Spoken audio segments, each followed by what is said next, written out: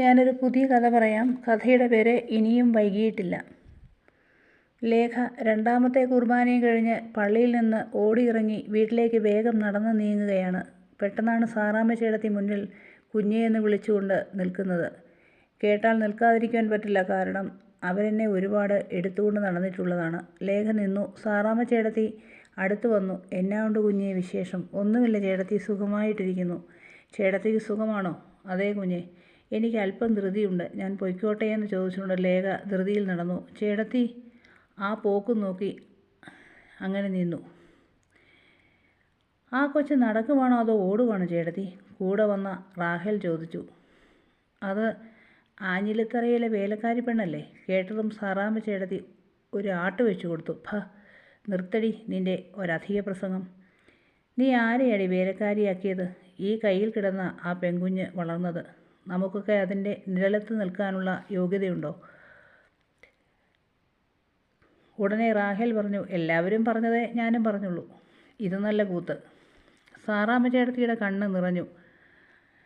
റാഹേൽ പറഞ്ഞതിലൊരു തെറ്റും ഇല്ല, അവർ മനസ്സിലോർത്തു. അതുപോലെയാ ആ കുഞ്ഞിൻ്റെ ഇപ്പോഴത്തെ രൂപം. ഒരു നല്ല സാരി പോലും അതിനില്ല. എന്തിനത് കുളിക്കാറുണ്ടോയെന്ന് പോലും സംശയം തോന്നും. അലക്കി അലക്കി വലഞ്ഞ സാരി, തേഞ്ഞു തീരാറായ ചെരുപ്പ്, നന്നായി ചീക്കിക്കെട്ടാത്ത മുടിക്കെട്ട്, ക്ഷീണിതയായ രൂപം. ആര് കണ്ടാലും പറഞ്ഞു പോകും. അതിന് ആരെയും കുറ്റം പറഞ്ഞിട്ട് കാര്യമില്ല. ദൈവനിശ്ചയം അല്ലാതെന്ത് പറയാൻ. അവർ ആരോടെന്നില്ലാതെ പിറുപിറുത്തുകൊണ്ട് പള്ളിയിലേക്ക് പോയി. ലേഖ വീട്ടിലെത്തി.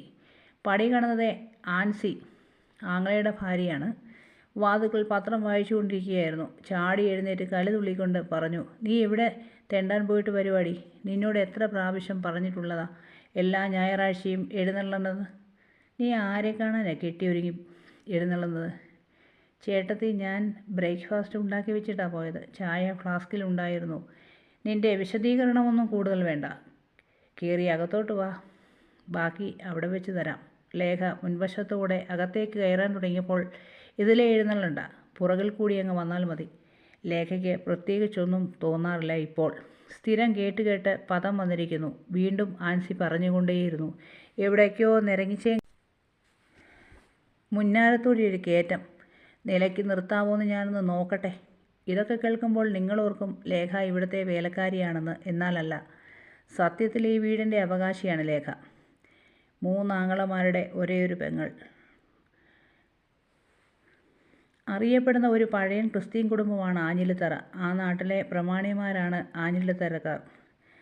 ആഞ്ഞിലിത്തറയിലെ കാരണവരായിരുന്നു ഇവിടുത്തെ പല പ്രശ്നങ്ങൾക്കും പരിഹാരം കണ്ടിരുന്നത്. ഇവിടുത്തെ പെണ്ണുങ്ങൾ മഹാറാണിമാരായിട്ടാണ് ജീവിച്ചിട്ടുള്ളത്. ഇപ്പോഴും അങ്ങനെയൊക്കെ തന്നെയാണ്, ലേഖ ഒഴിച്ച്.